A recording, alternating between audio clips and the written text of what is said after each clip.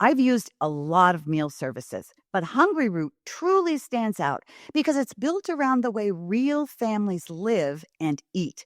They don't just send meal kits. They personalize your grocery cart and meal plan based on your preferences and dietary goals. All I had to do was take a short quiz, and right away, their smart cart technology started building a cart that fit how we eat. Now, each week feels easier, like someone else is doing the thinking for me. I've been focused on cleaner eating lately, and I love that Hungry Root keeps out over 200 additives, including things like high fructose corn syrup and artificial sweeteners.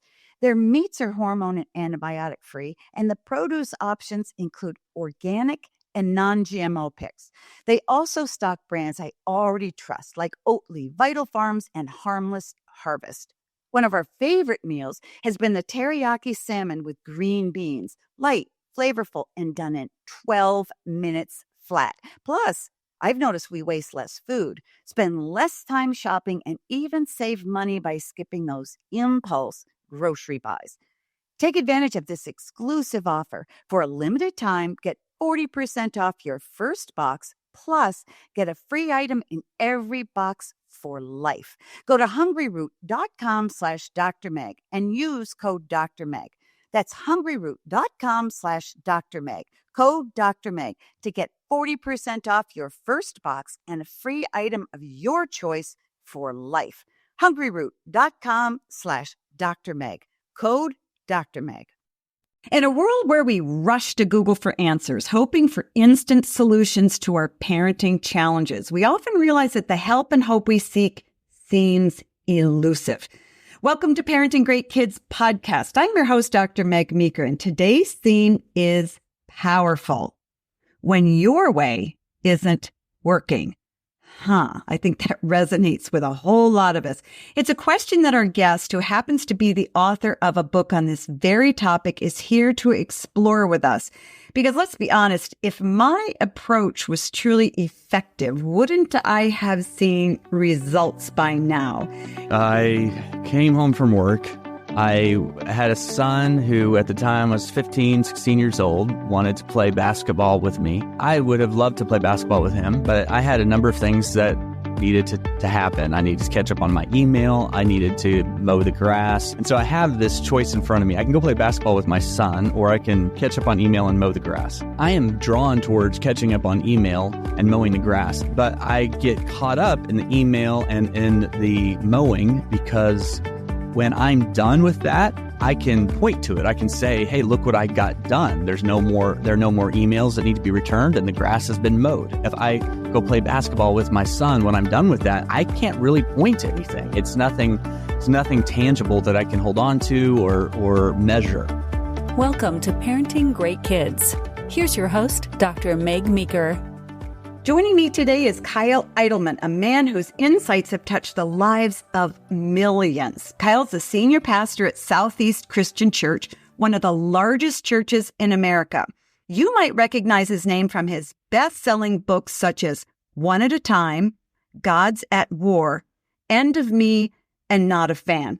Kyle, thanks so much for joining us today. I've really been looking forward not only to meeting you, but to interviewing you as well.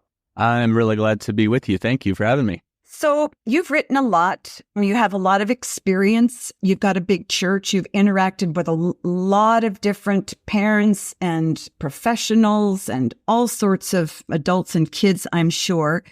So what brought you to the point where you wanted to write a book on this, on why our way isn't working? You know, I initially started this writing project around conversations I've had with a lot of people as a pastor. I meet with a lot of different people who are dealing with a lot of different issues. And typically when I have those conversations, I will, at the end, write a few notes down on my phone so I can remember some things they're going through and how I can pray for them.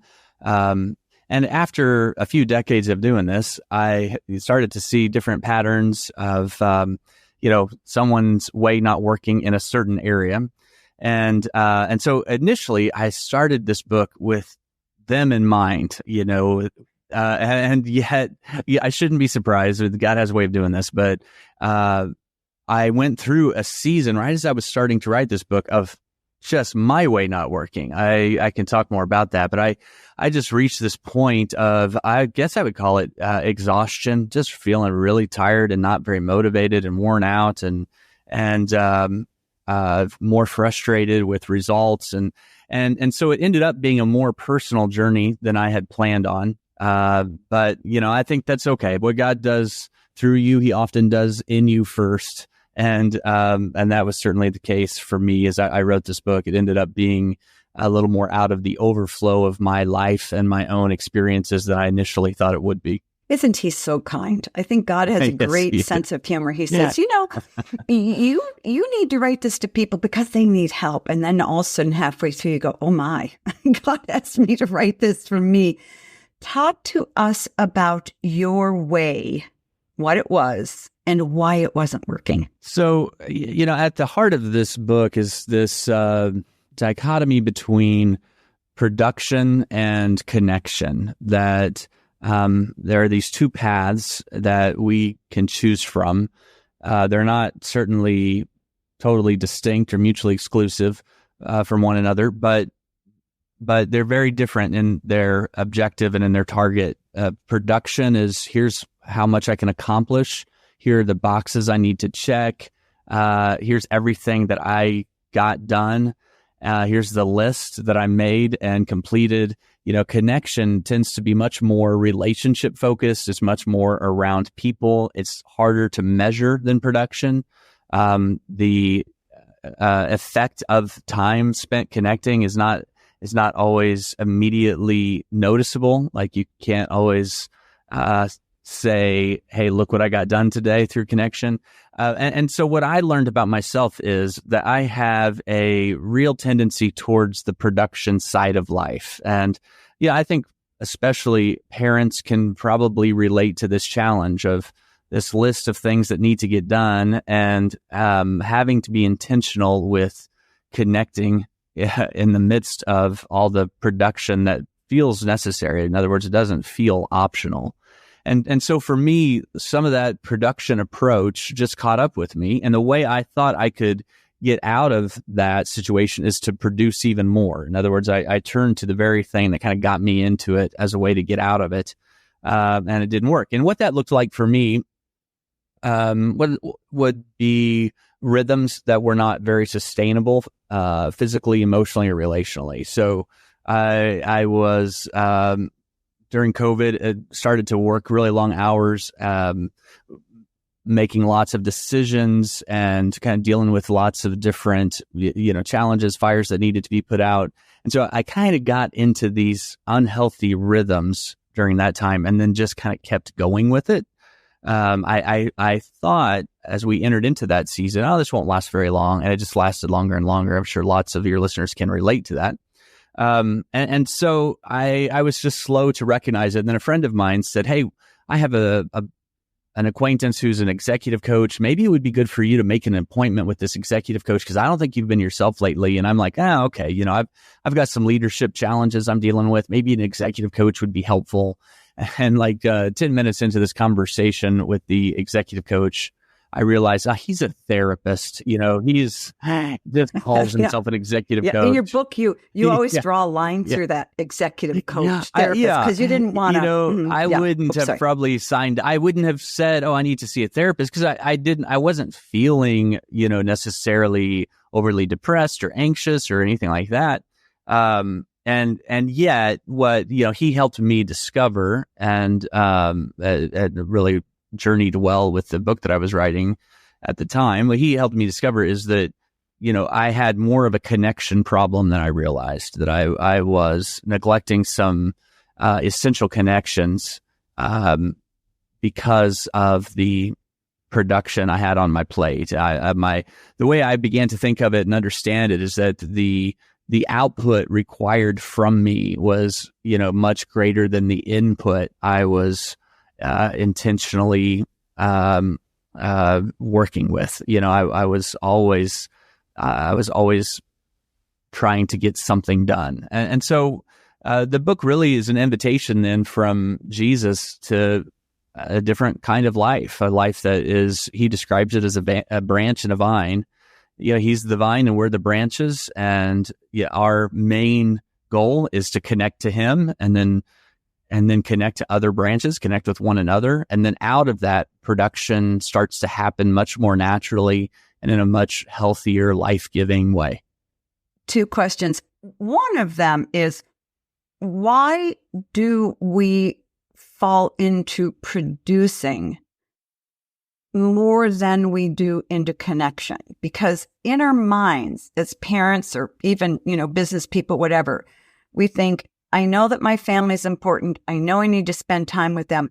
And yet we jump right into this workaholic, work mode, whether you're a mother running your kids around all the time, or whether you're, running a company or running a big church and writing books, whatever.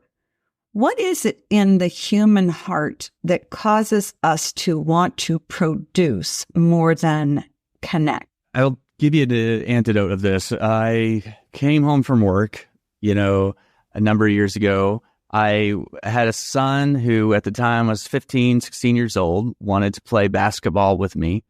I would have loved to play basketball with him, but I had a number of things that needed to happen. I needed to catch up on my email. I needed to mow the grass. I'd been putting that off.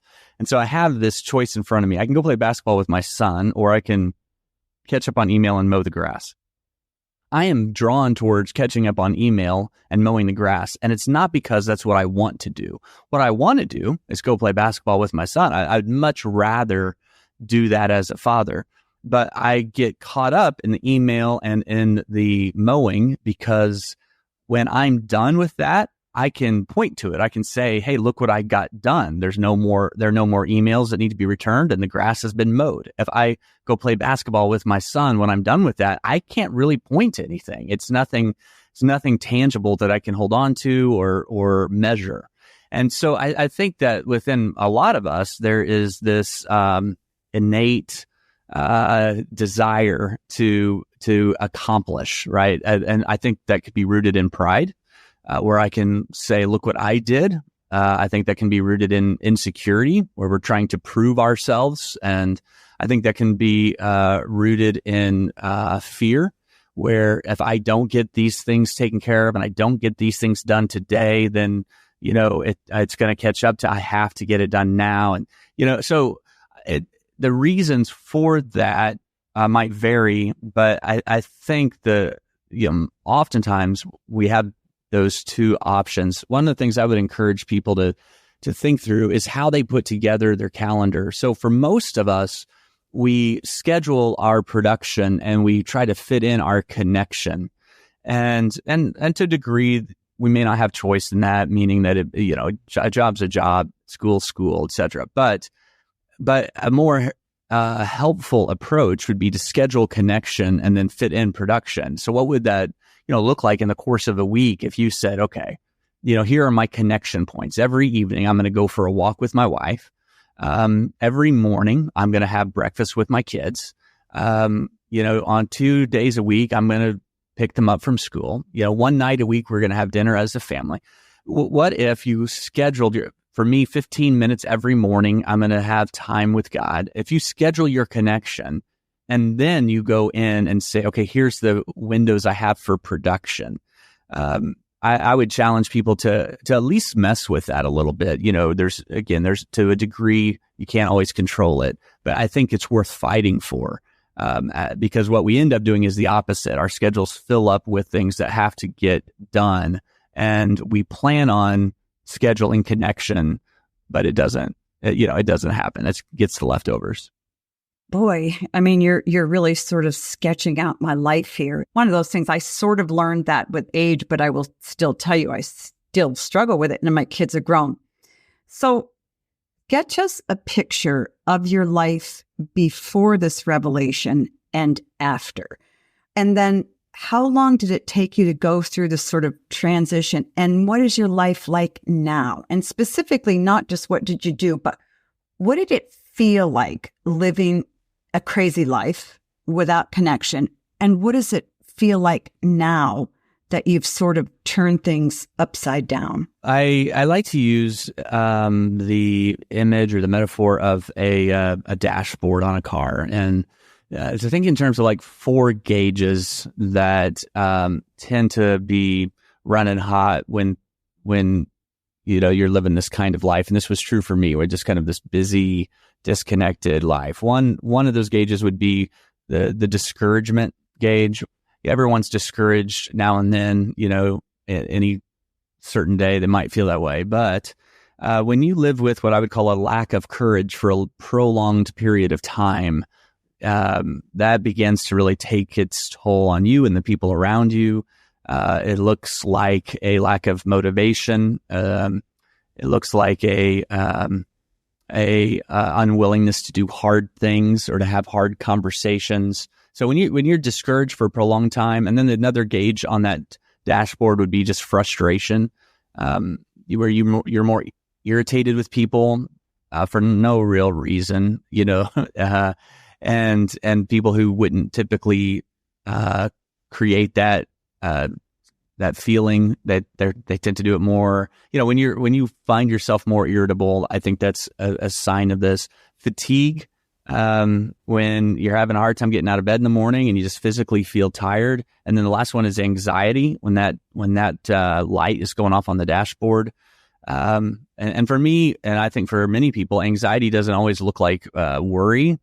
Sometimes it's just this obsession with trying to control things that you can't.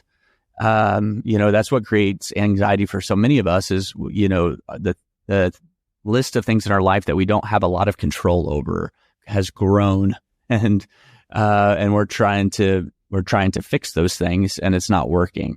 So I think those 4 things for me, those lights were blinking, and I had a few people point those out to me, and I recognized it eventually myself. And my doctor underlined it for me, my wife underlined it for me, and so that was kind of the before picture. I think the after picture, I'd say a few things. One, it meant eliminating things. Like I talk about the process of pruning in the book, that we should be in a constant state of pruning, or praying for God's, pruning as the gardener in our lives. But when we neglect that, then, the pruning gets a little more painful. And so I took some time away from work. I took some time away from some commitments, and I just really focused in on some better rhythms and some better, healthier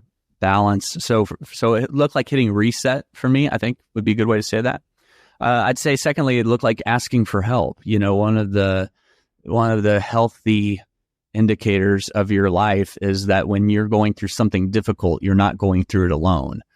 Whether that's at work or as a husband or as a father, like I know I'm healthy when people around me know I need help. Like where I'd say to them, hey, this is really hard, not really sure about this decision, or I'm having this challenge with one of my kids. Can you help me think through that? Or, at work, doing a good job of letting other people, really use their gifts. And so for me, it is being humble enough to recognize where I need help, and then not being too proud to ask for it. So that was this big thing for me, is learning to say, okay, here are the areas where I'm working hard to produce. And you know what? I need to connect and need to ask these people for help. And a lot more production has come from that approach than, hey, I just got to be the one to take care of this approach. Love it. That must have been very hard for you as a pastor of a big church, because you are the guy who has the deepest connection to God of anybody there. You're the guy who can help people whose marriages are falling apart, whose kids are wanting to run away. You're the guy who can fix it all. And so I would imagine that going to a few close friends and saying, you know what, I can't do this, has got to be very, very hard. And I think of a lot of men, I think in their families, in the work environment, whatever, seem to struggle with the similar issue of asking for help. I think in general, women might do it a little more easily because we have a lot of women friends and we talk a lot. Men seem to sort of hold things very close to the vest and that pride, as you talked about, saying, you know what, I'm the guy. I'm not supposed to ask for help because I'm supposed to help others. Well, folks, we will be back. I need to take a quick break. Some days, parenting feels like chasing moments that never quite land. You ask a question, they shrug. You try again, they look at their screen. And you wonder, why is this so hard? That's why I love FamGabs. It's a 70-card deck created by a child therapist who spent 16 years working directly with families, helping parents and kids break through the awkward one-word answers and really connect. The questions are open-ended, thoughtfully chosen, and designed to get your child talking and keep the conversation going. There are even bonus cards just for parents to help you build your confidence in your connection toolbox. If you've ever wished for a better way to understand your child or just to have more meaningful conversations as a family, FamGabs is such a gift. Search FamGabs on Amazon and use promo code DrMegPod during checkout to get 10% off your order. That's FamGabs on Amazon. Use promo code DrMegPod and get 10% off your order. You know that moment when your child lights up because something finally clicks? That's what every parent wants, to see their child thrive. But when school just isn't the right fit, that joy can fade. That's why I want to tell you about K-12 powered schools. These are tuition-free, accredited online public schools for kindergarten through 12th grade. They're designed to meet your child where they are so they can learn at their own pace, in their own space, and a curriculum that fits their unique learning style. And here's what sets it apart. This isn't homeschooling. You're not the teacher. K-12's state-certified online educators are trained to make lessons interactive and engaging using innovative technology. And your child still gets social experiences, clubs, extracurriculars, even in-person events. K-12 has helped over 3 million families give their kids the tools to thrive, and they've been doing it for more than 25 years. It could be exactly what your child needs. Visit k12.com/drmeg to find a tuition-free K-12 powered school near you and enroll today. That's k12./drmeg, all caps.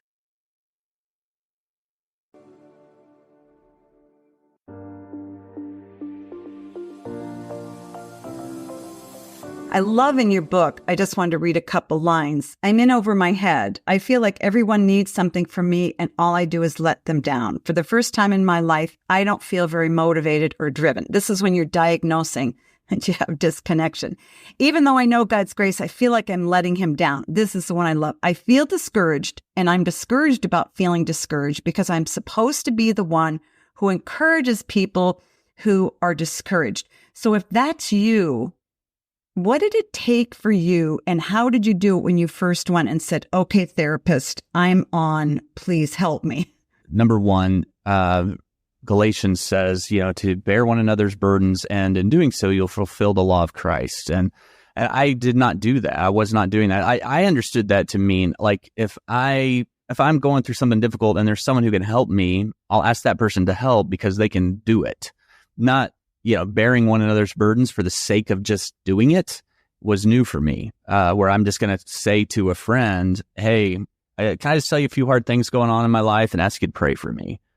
But I started doing that. I have a buddy of mine who's a pastor and similar challenges and leadership realities. And so we just started talking about once a week, and he'd give me two or three hard things he's going through. I'd give him 2 or 3 hard things I'm dealing with and challenges.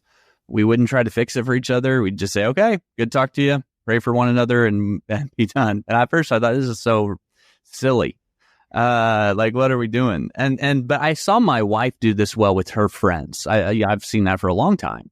And she kept challenging me and encouraging me in that. And so the more I did it, though, the more I realized. And then I found out there's all kinds of great science behind this. But so that was one thing that was hard, but I began to grow in. And then I think the other thing that was especially difficult, and I think maybe true for other guys too, is that things that often make me sad come to the surface in frustration or discouragement. So what was really hard for me was to recognize, like, okay, there's some things as a parent, with my kids, there's some things that I'm dealing with at work that make me sad, and I needed to let that be okay. Like, okay, it's okay. It's okay to feel a little bit sad about those things. It felt more masculine in some ways to be angry or to be mad about it. Of course. And it's more acceptable, I think, yes, for a man to appear angry than sad. Right. And that's sad. Yes. So once was it hard for you to make that connection? Oh yeah. I'm really sad. I'm not mad. Yes. It was very hard for me to make that connection. I still struggle with it, but yeah, I think the combination of, as a pastor, feeling sad doesn't seem like, you're not supposed to feel sad.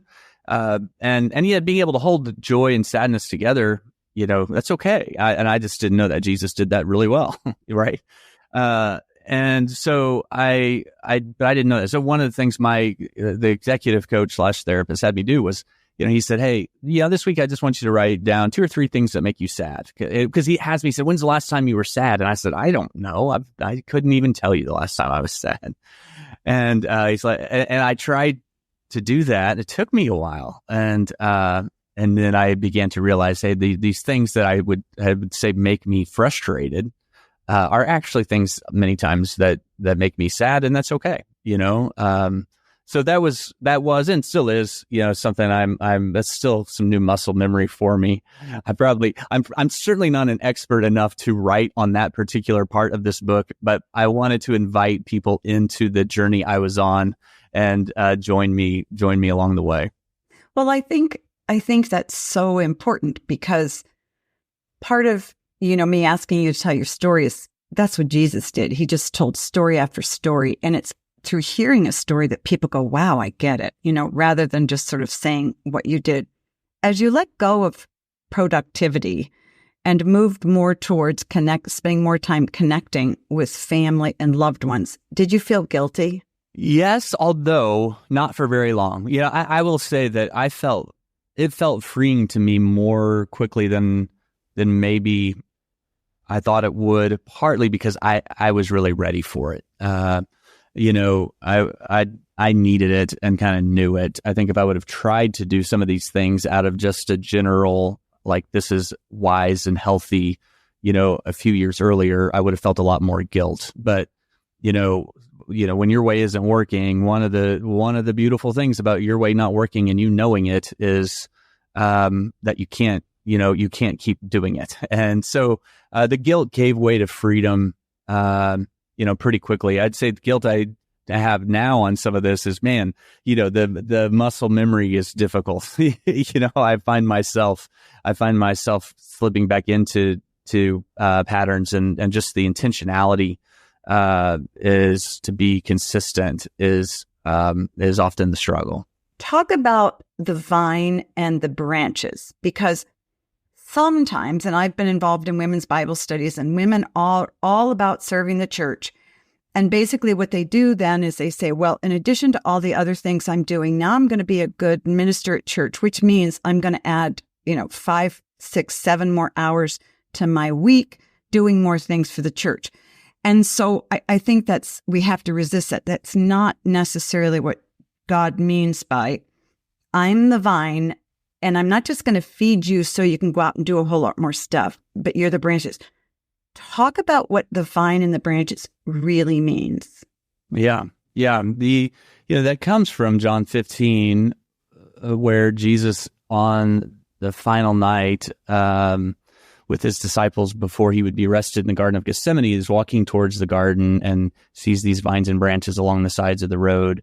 And he's thinking to himself, I feel certain, I have very little time left. What do I want to say to, these disciples that I don't want them to forget? I dropped my son off at college a week ago, my youngest. And I found myself having very similar ideas. What's the one thing I want to make sure he doesn't forget? We spent years trying to teach things, but now not much time left. What do I want him to really hang on to? I think that's where Jesus is at. And what he does is he points them to this picture. And he says in verse 5, I'm the vine, you're the branches. If you remain in me and I remain in you, you'll bear much fruit. But apart from me, you can't do anything. And I just find that really fascinating that he knows that they don't, he doesn't have much time left. And they've got a huge assignment, a huge production. Huge. They're going to change the world, turn it upside down. And he doesn't give them like a 5-year plan or a task list or say, here's how you can measure your effectiveness. And he doesn't do any of that. He just says to them, I think 11 times in those verses, stay connected to me, remain in me, abide in me. Because when that connection is prioritized, the production will come. If you remain in me, you'll bear much fruit. Apart from me, you can't do anything, nothing eternal, nothing that will really matter. And so Jesus gives them that picture. And I love that picture because it's simple, and I love controlling metaphors, but it's this idea of you be the branch. If you don't do anything else today, but you stay connected to Jesus, if you stay connected to the vine, if you understand your role as a mom or your role as a dad is first and foremost to be the branch. If you stay connected to Jesus, then trust that fruit will come from that. But if you focus all your attention and your energy on producing fruit, on being productive and accomplished, and then you can't really do anything. It all flows out of a healthy connection to the vine. And so in that passage, Jesus says, I'm the true vine. I'm the true vine. Stay connected to me. Do you think it's fair to say that a lot of parents, Christian parents, non-Christian parents, doesn't matter, spend too much time focusing on the fruit and just sort of saying, this is what I need to do for my kids, this is what I need to do for my kids, and end up sort of burning out and feeling very discouraged? And if so, what are 2 or 3 things that you would say to them to say, pull back, stop focusing on the fruit, abide with Christ and be the branch and trust that the fruit will come? That's hard to do. It is hard. Yeah, it is hard. And I think it's especially difficult on the parenting journey because, we feel so much pressure on the production side of things, right? And we, especially these days, whether or not the production is happening, feels like it's getting, made known to the whole world, with social media being what it is. And, it feels like that's all on display. And that pressure can certainly feel overwhelming at times. And, I guess my encouragement to parents would be to think in terms of how this worked with you. Maybe it was a coach, maybe it was a teacher, maybe it was a parent. The people like that in your life that had the most influence and ultimately produced the best fruit are the people who connected well with you. They connected first, and then the production come. The people who put lots of pressure on you, use lots of guilt and shame and fear to make you do certain things or look a certain way or meet certain expectations. It didn't work. I mean, it might have worked for a while, but it didn't really work. It builds up a hard heart, builds resentment. It leads to oftentimes rebellion. And so I think, recognizing how that has been effective for you, I think that helps. And then part of it is just this prayerful faith where you say, okay, doesn't mean I'm not doing these production things, but I'm going to understand the best effort that I give to this is going to be, my prayerful commitment to my kids, that I am going to dedicate them to the Lord. I'm going to ask God for wisdom. I'm going to, I'm going to make this a prayer journey. And I think if you'll take steps towards that, you'll see a different kind of fruit that will inspire more connection. So if you are a parent or anybody, even if you're not a parent and you're busy and you're producing, can you really trust God to get his way with you, produce whatever fruit he does or doesn't want to produce, if you pull back and say, okay, Lord, I'm cutting these things out of my life. I'm scared to death because I don't know what's going to happen. Can you really trust him to say, okay, I will lead you and I will bear the fruit through you? Yeah. Yeah. That's it, right? Like that's the question that you've got. Yeah. It's hard. Yes, it is. And, but you're highlighting exactly the tension, that we feel. And then what we have to recognize is that most of us have the tendency to, decide that we can't. Like I've got to make sure, to cover this. I've got to make sure to hold up that end of it. And I guess my challenge, to your listeners would be, there's a sense in which it's, the Bible says not to test God, and then the Bible says to test God, right? So you have to decide when are the right times to do that. But I think what would certainly be consistent biblically is the idea of testing God with things that we surrender, that when we surrender to him and we see his faithfulness. I mean, that's certainly true in scripture when it comes to finances. So I think that would be fair to apply to other things. And so maybe a great place to start, if you're listening to this and you're just not even sure where to start on this, I would encourage you to do, what I started doing. And that is, no matter how early I wake up in the morning or what production needs to take place, I just set my alarm for 15 minutes earlier. And I try to take the first 15 minutes of every day and go through my day and commit that day to God. I ask God for his direction and wisdom. If I'm meeting with people, I ask God to give me, compassion and grace for those people and give me wisdom with their lives. If I'm having time with my family that evening, asking God to help me be present, to help me not be distracted with my phone. Like I just take 15 minutes and I just pray through my day, asking God to help me and basically saying, okay, I'm going to be the branch today. I'm going to stay connected to you all day today. And so by establishing that connection early in the morning, first thing in the morning, I think it's a great step towards this. If it feels a little overwhelming or it doesn't feel that practical, I think it's a great place to start. So for the person who feels disconnected and who understands their way isn't working, you would first take the first 15 minutes of the day, focus on God, pray, use that time, grab hold of your calendar, and I love it, and schedule in connection time. And then think about that metaphor, just like Jesus did, just sort of abiding and allowing God to get the work ready and then to communicate to you and then to flow it through you, and for you not to worry about the apples at the end of the branch, which is, I think, for me would be the hardest part. Any other real clear tips that you would give that parent, that dad, that executive who says, this is me, I'm going to read the book tonight. But other than that, practical things.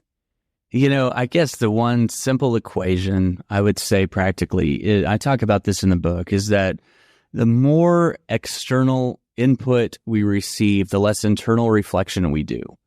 And, one of the most practical things you can do to connect with others is disconnect from some of the external input sources in your life. I'm thinking of your screen time, of your, phone, your news, your, whatever it is, right? Like we have so much access to so much information, and all these times where in the past we would have had margin for internal reflection and to think about connections and to think about relationships, we're just filling that with external input. We're, on our phones so we fall asleep. And then when we're driving or we're always doing that. And I think practically speaking, that is it's a hard thing, but creating margin for connection is often, the most challenging part of connection. And so, take a look at your screen time and let that be a gauge. Let that, see how you can disconnect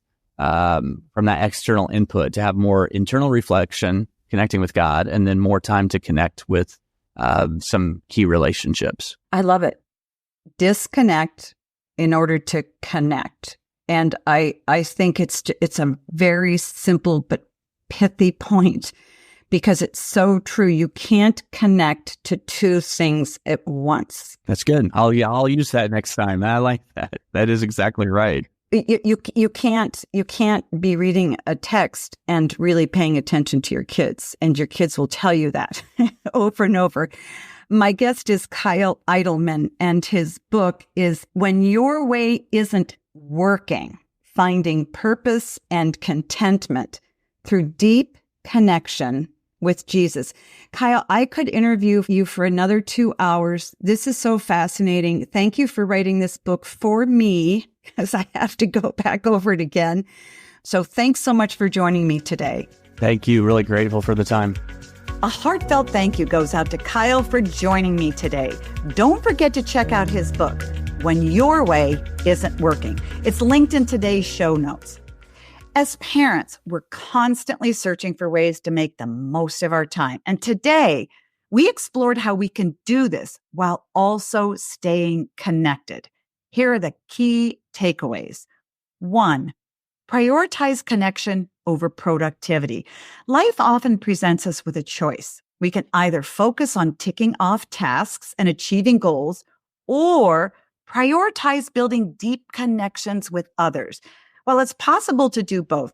Placing a greater emphasis on forming meaningful relationships can lead to a more balanced and fulfilling life. 2, recognize signs of disconnection. It's crucial to be aware of signs that may indicate you're feeling disconnected from what truly matters. These signs could include feelings of discouragement, frustration, and an overwhelming need to control everything. Identifying these indicators is the first step toward making positive changes. 3, practical steps for deep connection. Kickstart your day by setting aside time for meaningful connections with God and loved ones through moments of reflection and prayer. Reduce external distractions, have the humility to seek assistance when needed, and shift your focus from immediate results to the process of building deeper connections. Friends, if you like today's episode, please share it with a friend and subscribe so that you're always up to date with our new releases. And don't forget to visit drmegmeeker.com for other parenting resources and podcast episodes. Thank you so much for being a part of our community. It really means a lot. And parents, always remember, great kids are raised, not born.